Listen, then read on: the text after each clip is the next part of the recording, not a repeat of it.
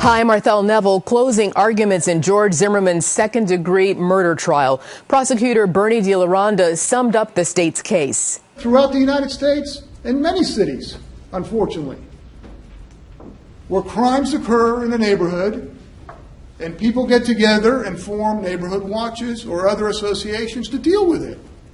There's nothing sinister or wrong with that. But in this particular case, it led to the death of an innocent 17-year-old boy. Because this defendant made the wrong assumption. He profiled him as a criminal. He also pointed to Zimmerman's account of the fight. One thing I will submit that these photographs show is the absence of blood on that sidewalk. The other big thing is, if the defendant was really having his head bashed in, as he claims to the police, and he has some injuries to the back of his head, and we'll talk about that, but I think they were, what, centimeters or less? Why isn't his jacket all torn up? Or at least scratched up? If he was being picked up over and over, why is his jacket all right, the back of his jacket? You think about that? Or is he exaggerating what happened? DeLaronda showed Zimmerman's firearm to the jury.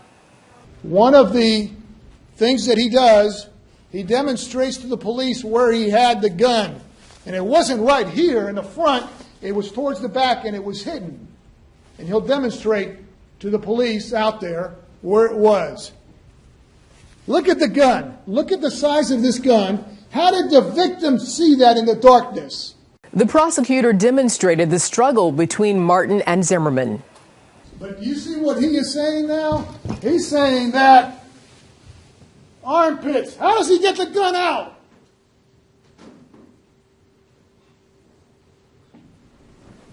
Armpits. How does he get the gun out?